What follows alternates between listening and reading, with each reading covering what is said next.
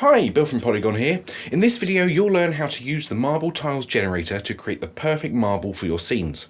I'll give a brief overview of the different settings and show you how to export the final material for your 3D software. All the settings I'm going to show you will be the same regardless of where you're using it. You can open it in a Substance plugin if you're using 3ds Max, Maya, or any of the other applications that support the latest Substance plugin. We recommend, however, using the generator directly in the Substance Player application, which is where I'm going to be demonstrating it. It's also worth noting that Substance Player is a free download, and I'll be sure to include a link to it and the relevant add-ons in the description below. Okay, so the first category of settings we have here are some general settings, most importantly the resolution of the final textures. Now, by default this is set to 512, and this is so that as we're making adjustments our viewport stays nice and fast. We'll increase this number to 4K when it's time to export. But for now I'm going to set it to 1024 as this still runs pretty nicely on my particular hardware setup. There is a random seed value, which will basically create a completely different version of the current material based on the settings.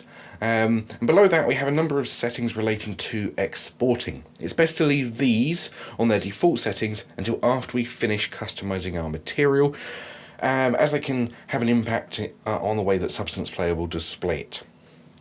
Finally, we have a couple of global modifiers for the generator itself. We can choose between marble tiles or a continuous slab, and we can set the scale of our texture. The default of 250 centimeters should be fine for us today, and for now I'm going to leave this on slab so we can focus on the marble itself. Moving on to the marble parameters, this is where we can start to change the look of our texture. There are several marble categories, and then within most of those there are several options for that category. I'm just going to take a moment here to cycle through a few of them.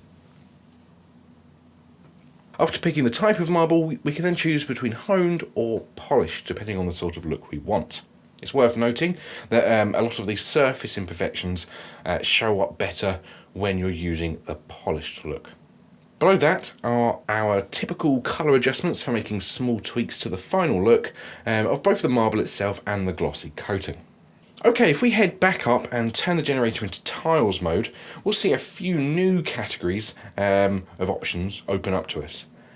Layout and tile parameters has a whole host of different options that might seem a little daunting at first, but it's actually just these first two values that will have the biggest impact, with all the rest being used to customize it from there. There are 4 tile categories and then several layouts per category. I'll take a moment to cycle through a few. Now, depending on what layout you choose, there will be some differences to what options are listed below it, as far as customization goes, and it would take way too long to go through every possible combination. In summary though, you'll always be able to customize the dimensions of the tiles, the depth, make minor customizations beyond that to the overall look. It's well worth exploring all of these values as there's so many unique looks you can achieve. The next category is far simpler but also useful. It allows us to make changes to the grout between the tiles. We can alter the width of the grout, change how neat it looks, and we also have some presets for changing the colour of the grout itself. Our next main category is surface imperfections, the finishing touches that will really make the material shine. Surface distortions give the surface of the marble a bit of unevenness. You want the glossy coating on to really make use of this imperfection. The 2 next options are difficult to demonstrate at this resolution, but you can add scratches into the marble, as well as adjusting the pitting to give the fissures within the marble a different look. As I said, it really only shows up when you're looking at the 4K final texture. Next we move on to glossy imperfections. These will mostly have a big impact on the reflections of the material.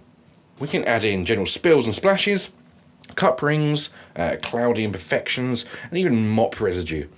Just like most of the features above, the higher the resolution you export in, the more detailed all of these imperfections will look. Speaking of exporting, let's move on to taking a look at that. If we head back up to the top of our panel here, let's take a closer look at the values we skipped over earlier. We have this option for workflow. This will basically change between the default metallic roughness PBR workflow and a specular glossy one. Depending on your application and preference, you may want to adjust this. I'm going to set it back to metallic roughness though, as I'm going to be exporting for cycles. The next two values allow us to choose a normal map format. This is hugely important as different engines are expecting different normal map types. We have a selection of render engines listed here that will fix that setting for you, but if yours isn't listed, just select custom and then you can choose between DirectX and OpenGL, which are the two different types.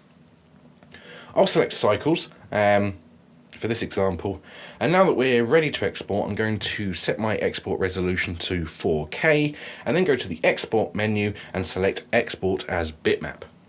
This will bring up an export window where we can choose from all the different available textures. We include just about every possible option, so I'm going to unselect them all and just select the ones I want for my cycles material, which in this case is base color, normal, roughness and height.